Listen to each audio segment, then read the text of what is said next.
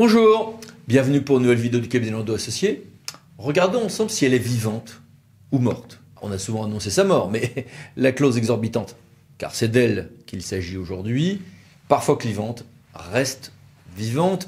De quoi parlons-nous? Alors, parfois c'est la loi qui nous dit d'un contrat qu'il est de droit public, qu'il est administratif. C'est le cas, par exemple, de tous les contrats du Code de la commande publique, article L6, mais ça n'a pas toujours été le cas. Et puis ces qualifications législatives s'avèrent de plus en plus nombreuses. Mais hors qualification législative de ce type, encore une fois, contrat de la commande publique, par exemple, ou en amont celle-ci, parce qu'il y a parfois des lois qui nous disent d'un contrat qu'il est public, mais bon, ça faisait 100 ans que la jurisprudence nous le disait, des contrats ne relèveront du droit public que dans des cas précis. Parce qu'il y a occupation du domaine, parce qu'il y a affectation, participation au service public, à son exécution elle-même. Le juge est assez strict là-dessus, voire des jurisprudences ici à l'écran. Et puis, ça y est, nous y voilà, ou lorsque j'ai une clause exorbitante du droit commun. Et la jurisprudence canonique en la matière désormais est la décision AXA France IARD du tribunal des conflits du 13 octobre 2014. C'est ça que nous allons voir aujourd'hui en vidéo, avec une application de ces critères, même quand j'ai des contrats entre personnes publiques, TC 4 juillet 2016, et le fait que si j'ai une compétence pour un litige indemnitaire, ça suivra la compétence relative à la qualification du contrat que je viens de brosser très très rapidement. Alors que nous a dit la jurisprudence depuis justement cette décision AXA de 2014, qui était en soi une précision de jurisprudence bien plus ancienne, c'est que la clause exorbitante du droit commun s'apprécie restrictivement à l'aune des compétences et de l'intérêt général tel qu'il est porté par cette personne publique. Alors certains ont dit que c'est un déclin, voire même une mort annoncée de cette clause exorbitante. En fait, on va le voir, le juge conserve ce critère lorsque celui-ci est signifiant. Prenons quelques illustrations des jurisprudences en la matière. 1. Un contrat de sécurité portuaire peut être de droit privé. Alors vous allez me dire, ça, en général, c'est un marché public. Pas forcément, justement. En l'espèce, il n'y avait pas de clause exorbitante du droit commun et c'était entre une société privée et une autre société privée. Donc rares seront les cas où on aura des contrats de ce type qui échapperont au droit public, puisque la plupart seront des marchés publics, mais ce n'est pas toujours le cas. Si une collectivité loue des locaux pour y implanter un bâtiment d'enseignement, eh bien non, parce qu'il n'y aura ni participation au service public, ni la clause exorbitante si on est sur des clauses relativement usuelles. En l'espèce, ça se discute un petit peu quand même. Mais bon, ça a été jugé ainsi. Refus de considérer également comme exorbitante du droit commun une clause par laquelle un cessionnaire s'engage sous une condition résolutoire à construire un hôtel qui va être exploité sous une enseigne, à maintenir cette destination pendant 10 ans et à le revendre ensuite dans un délai de 6 mois à un sous-acquéreur, reprenant cette obligation d'affectation, le tout dans un cadre d'une aide à une entreprise au titre d'une cession du domaine privé. Néanmoins, donc, ces clauses pourtant exigeantes, pourtant peu communes, relevant de l'aide donnée en réalité, ont été considérées comme n'étant pas exorbitantes du droit commun au sens de ce régime. Dans une affaire également concernant un des nombreux rebondissements contentieux de l'affaire dite de la Tour Triangle, s'est posé la question de savoir si le juge administratif était compétent pour reconnaître d'un recours contre une promesse de bail à construire entre une ville et une société civile immobilière. Il y avait eu des affectations et des classements, donc on n'était plus en domaine public. Ok. Est-ce qu'on était en marché public? La réponse a été non pour le juge. Et est-ce que finalement il y avait des clauses exorbitantes? Là aussi, en dépit d'un certain nombre de spécificités, la réponse a été non. Compétence judiciaire, exit le contrat public, Théâtre Paris. Dans ce cadre, appliquer le droit administratif à un contrat en raison de l'inclusion ou pas d'une clause exorbitante reste classique. Ce critère n'est pas mort, et puis il y a toute une série de décisions, on va continuer à en voir, qui témoignent que ce valetudinaire reste vivant. Continuons notre énumération. TC 4 novembre 2019, j'ai une convention d'occupation du domaine, mais j'ai des problématiques et des clauses particulières sur la résiliation, et du point de savoir si le concédant va ou non user d'un droit de résiliation, et du coup, décision intéressante sur ces éléments-là, donc à la fois sur l'aspect domanial et sur l'aspect clause exorbitante, TC 4 novembre 2019. Plus intéressant, TC 12 février 2018. Alors là, c'est un dossier que nous avons bien connu. J'ai une location de salle et une société gère une activité qui n'avait pas été considérée comme étant une délégation de service public, y compris de manière définitive par le juge judiciaire. Un nouveau contrat est signé dans lequel il y avait des clauses exorbitantes du droit commun qui consistaient à organiser des manifestations pendant l'année par la commune. La société Congressors ne mettait pas en œuvre ces activités-là. Ce n'est pas lui qui organisait les activités communales, mais il devait décamper quand la commune organisait un certain nombre de manifestations annuelles plus de manifestations mensuelles et un certain nombre d'autres clauses de ce type-là. Ces clauses ont bien été considérées par le tribunal des conflits comme étant exorbitantes du droit commun, donc application de droit public, alors même que le contrat précédent, sur une base qui pour le reste était la même, avait été considéré comme judiciaire, privé. Autre décision, 2016, toujours du tribunal des conflits. Là, j'ai un contrat entre deux personnes publiques qui se vendent des biens du domaine privé de l'une d'elles. Donc, j'ai deux personnes publiques, mais enfin, c'est une cession de domaine privé, a priori, compétence judiciaire.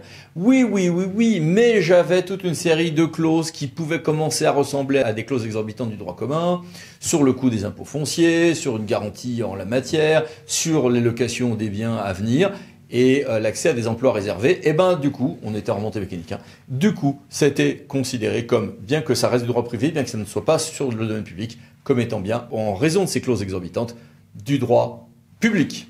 Donc, si j'ai une clause exorbitante du droit commun, je continue à avoir un contrat administratif. Oui, mais encore faut-il qu'on entre dans les canons stricts de la décision qu'on a AXA de 2014, qui impose que le contrat litigieux ne comporte aucune clause, notamment par la prérogative reconnue à la personne publique contractant l'exécution du contrat, qui implique dans l'intérêt général qu'il relève du régime exorbitant des contrats administratifs.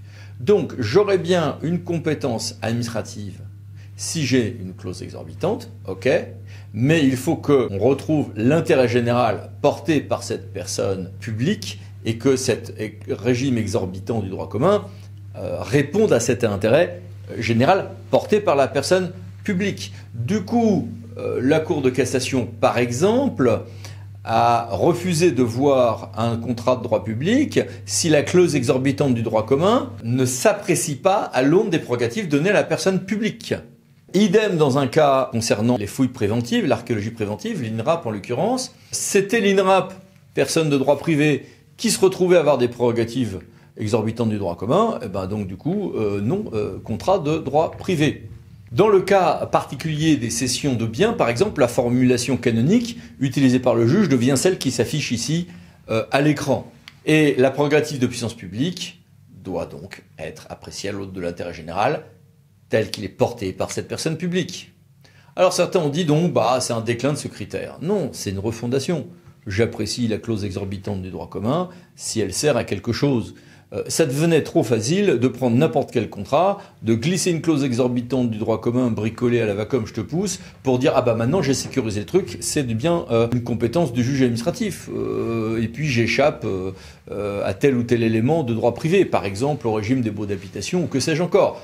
Non, c'est un peu trop facile, il faut le justifier, il faut que ça serve à quelque chose. Alors, une décision de juillet 2022 le confirmait, ce relatif, non pas déclin de la clause exorbitante, mais sa refondation vers le fait que je ne reconnaîtrai cette clause exorbitante que si elle sert l'intérêt général et de manière justifiée porté par la personne publique co-contractante, et dans son intérêt à elle. Et on censure donc la triche. Le 20 juillet 2022, dans une indifférence générale, est rendue une décision du Conseil d'État sur une convention d'occupation d'un terrain entre l'ONF, l'Office national des forêts, et un particulier à l'île de la Réunion. Très bien, fermez le banc. Sauf que dans les jours qui ont suivi, il y a eu un immense buzz pendant cet été 2022 parce que un site, sérieux demeurant, a titré « Le Conseil d'État sonne la fin de la clause exorbitante de droit commun ». Diable! Ah bon? Ce qu'on a appris à l'école n'existe plus? Si, ça existe encore, et d'ailleurs l'universitaire qui était cité à cette occasion-là ne disait pas l'inverse.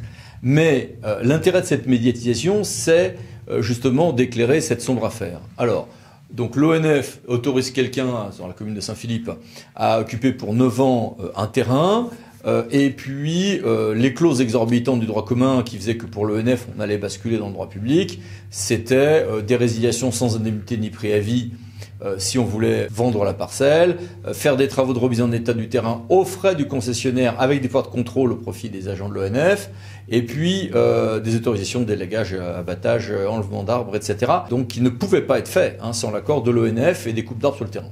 des clauses qui étaient quand même pas minces. Hein. Mais le Conseil d'État dit pop, pop, pop, pop, pop, aucune de ces clauses en soi, au regard de l'intérêt général porté par l'ONF, justifie qu'on soit donc dans un contrat administratif, allez hop, compétence judiciaire. Un peu sévère, et face à cette sévérité, effectivement, un émoi s'est manifesté. Bon, d'accord. Mais est-ce que renvoyer à l'intérêt général porté par la personne publique co-contractante était nouveau? Non.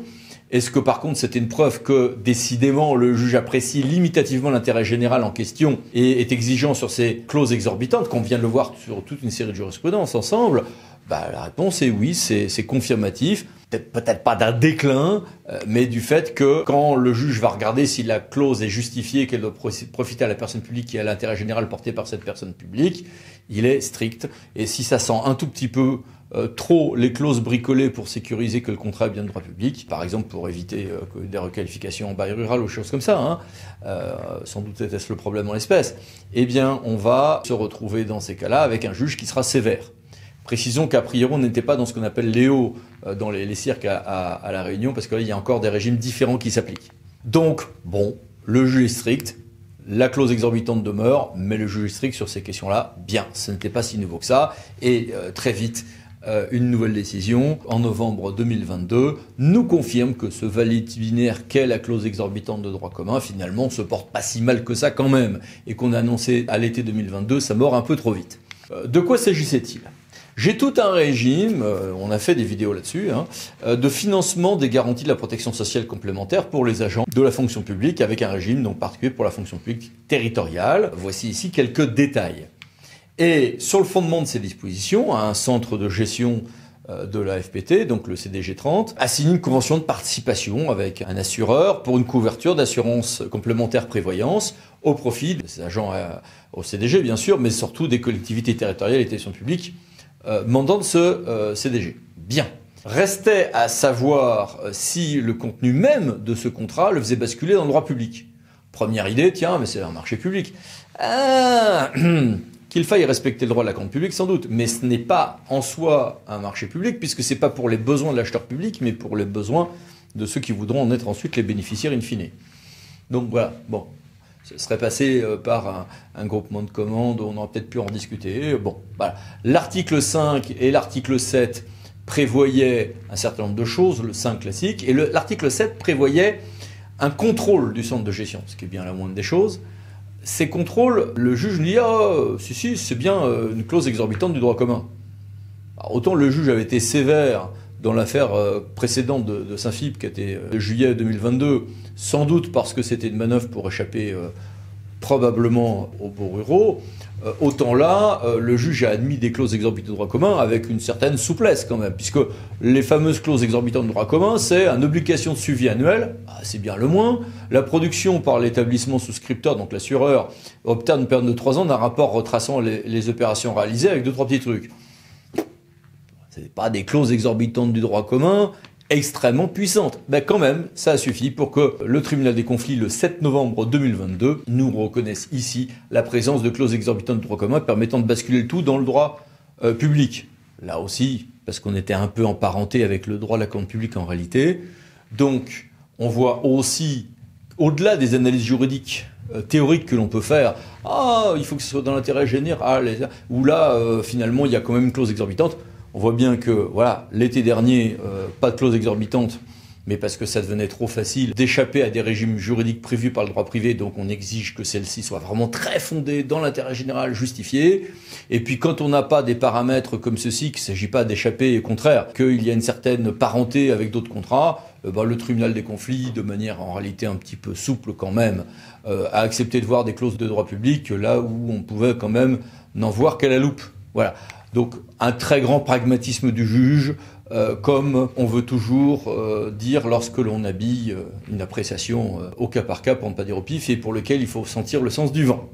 Voilà, donc la clause exorbitante est parfois clivante parce qu'elle est malaisée, parce que du coup il est parfois difficile de prédire ce que sera l'attitude du juge, même si au fil des jurisprudences que je viens d'évoquer avec vous, je pense que chacun aura un peu compris ce qu'est, au-delà des critères formulés, la grille d'analyse du juge, mais voilà, le mort est toujours vivant, la clause exorbitante vit toujours, et donc nous aurons sans doute dans quelques mois ou années, à revenir sur ce sujet pour le cas où il plairait au juge d'affiner son propos. En tout cas, à bientôt pour d'autres vidéos du cabinet Landau Associés. N'hésitez pas à vous abonner. À bientôt, merci, au revoir.